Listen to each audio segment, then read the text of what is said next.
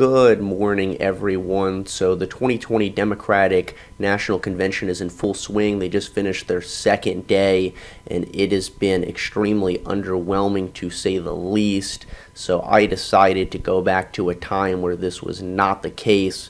The last Democratic National Convention, the last 2 days that just passed, has been pretty much filled with social justice warriors and identity politics, which are dividing the country and tearing us apart, but this was not always the case.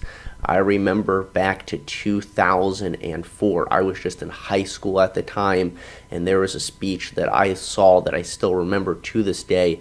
It was one of the greatest speeches I've ever heard, and it's left a long-lasting impression on me for me to still remember how amazing and unifying the speech was nearly 16 years later. This was a speech that Barack Obama gave, and it was a unifying speech. It was one that completely denounced identity politics. There was no such thing as identity politics at the time. There was no Black America, there was no white America, there was the United States of America. Come together as one American family. E pluribus unum, out of many, one. There is not a liberal America and a conservative America. There is the United States of America. There is not a Black America and a white America and Latino America and Asian America. There's the United States of America. We are one people, all of us pledging allegiance to the Stars and Stripes, all of us defending the United States of America. The hope of a skinny kid with a funny name who believes that America has a place for him too. Are you hearing this? We are all pledging allegiance to the Stars and the Stripes. We are all pledging allegiance to the United States of America. It's not diversity that's our strength. It's not things that make us different that bring us together. It's things that we all have in common that bring us together. And regardless of where you come from, what you look like, and what you think, we are all Americans. We are all pledging allegiance to the Stars and the Stripes. We're all pledging allegiance to the United States of America. And then Barack Obama goes on to say that there is no Black America, there is no white America, there is the United States of America. And if there is essentially no difference between Black America and white America, if essentially they don't exist because there's just the United States of America, then that means that there is no systemic racism, there is no white privilege, because how could there be? How could they exist in the same space if there is no difference, if there is no Black America and there is no white America, if there is no unique barriers to success that Black people face, then there can't be systemic racism, there can't be white privilege. And then Barack Obama goes on to name one of the problems plaguing the Black community and specifically says it's not the government that's going to solve the problems of the Black community. The problems of the Black community are not governmental, they're not institutional, but they're cultural. And folks will tell you that government alone can't teach our kids to learn. They know that parents have to teach, that children can't achieve unless we raise their expectations and turn off the television sets and eradicate the slander that says a Black youth with a book is acting white. They know those things.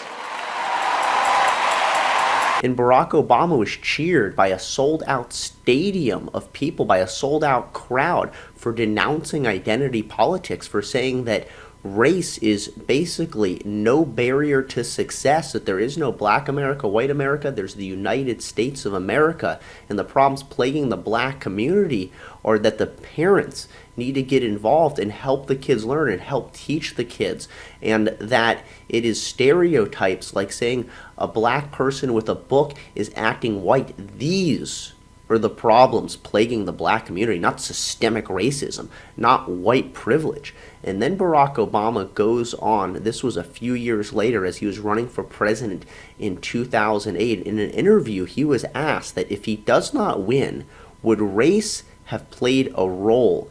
And the answer might surprise you. You think the country's ready for a Black president? Yes. You don't think it's going to hold you back?